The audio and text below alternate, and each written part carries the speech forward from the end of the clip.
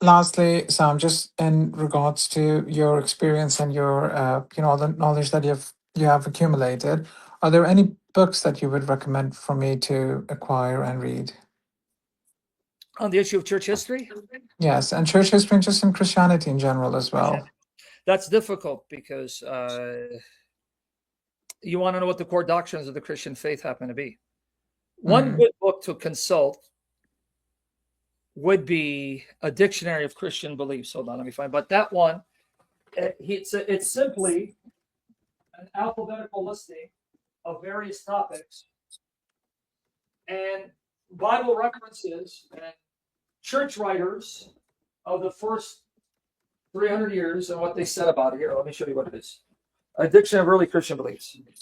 Okay. This one is a compendium, so I'm going to just show you, for example. This is the second edition. The first edition, which I also have, was $20. This is now second edition. So let me show you. Now, it's an alphabetical listing of the Christians for the first 300 years, leading up into Nicaea, 325th century. See the alphabetical listing? Yeah. So this is a compendium. So let's say, let me see what they taught about baptism. You open up, and it'll give you statements from these Christians. Some were considered saints of the church. Others are considered theologians. Some are considered fathers of the church, meaning those whom God used to truly impact and shape the church. So they're called fathers, saints. Some were not saints. Some, sadly, were condemned as heretics, but nonetheless, they did teach certain things that were considered sound, like Origen.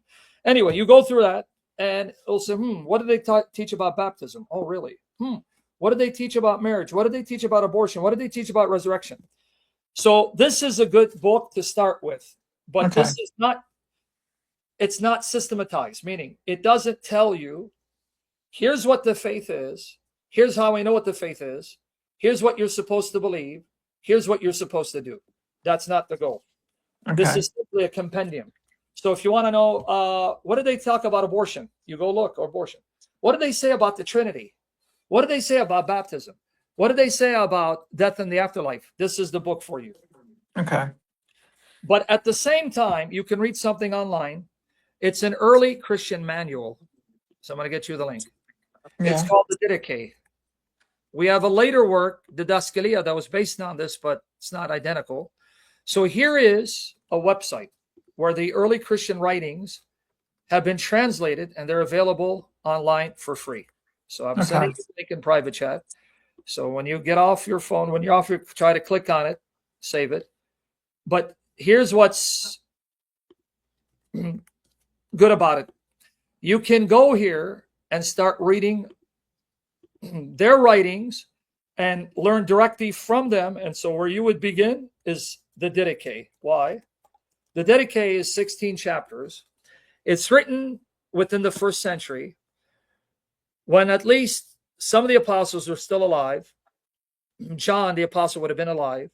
Written to churches, started by the apostles.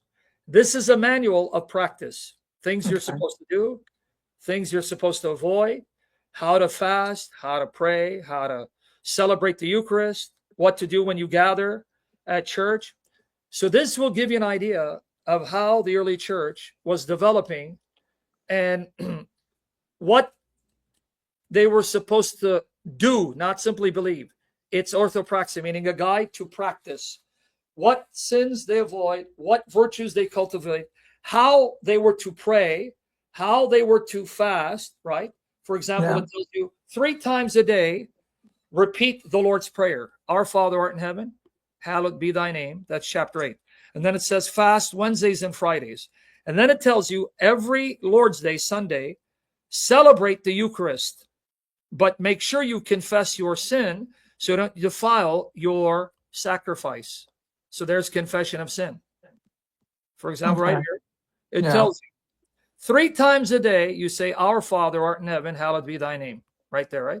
And then it says fast Wednesdays and Fridays. So this will give you an idea of how the churches function.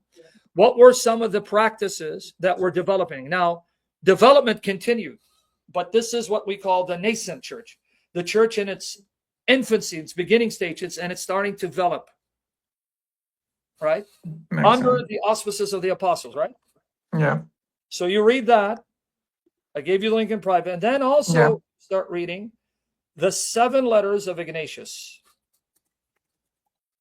Ignatius was the bishop of the church in Antioch, Syria. He died as a holy martyr, and he begged to die. He wanted to be killed for Jesus. These Christians were bold. They're not like us. They looked to die to be with Jesus. They don't want to live on earth.